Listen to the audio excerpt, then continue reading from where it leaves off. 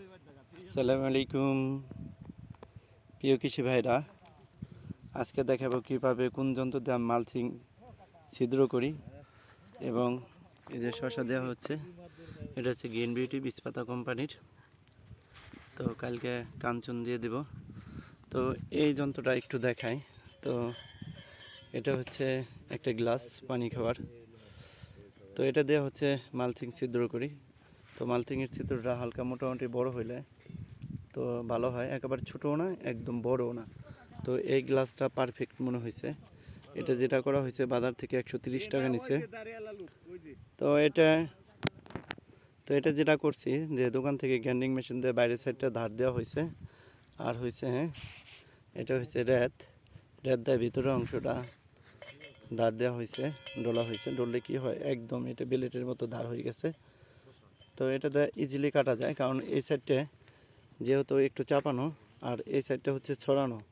তো এখানে হাত দেয় অনেক ফ্লেক্সি বলে এটা ধরে এরকমভাবে হালকা পেঁচ দিলে এরকম কেটে যায়। তো অনেক সময় একটু ধার কমে যেতে পারে কাটতে কাটতে, তাহলে উপরে এবং এটা দিয়ে ধার দিয়ে দিবেন। তাহলে আগুনার এই একজন লোক এই যে পুরো জমিটা কেটে ফেলছে, অনেক তাড়াতাড়ি ফাস্ট কাটা যায়।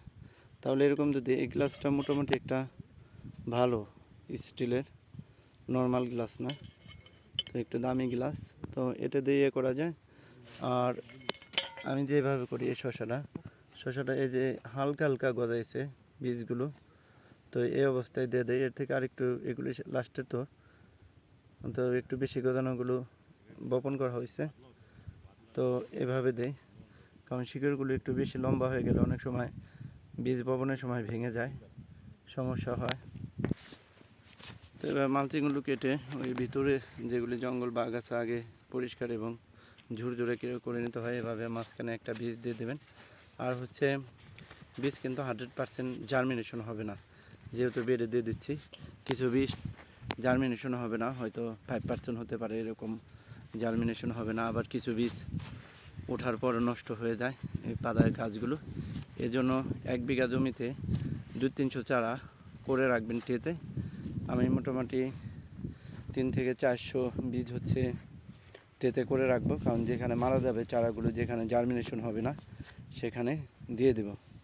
তো সবসময় আগে থেকে সবসময় একটু বাড়তি বীজ কেনার চেষ্টা করবেন। একেবারে গর্ত গুনে গুনে বীজগুলো কিনবেন না।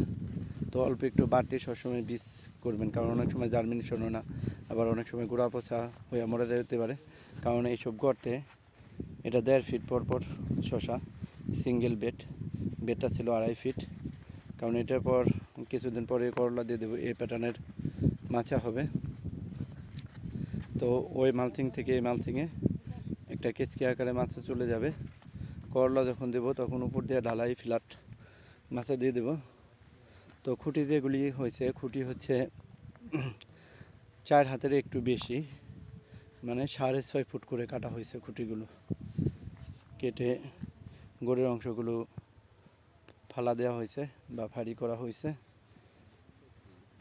তো এগুলি বীজগুলো অনেক গভীরে দিয়ে দেবেন না, হালকা একটু নিচে দিয়ে দিবেন। তো নিচে দিয়ে দিলে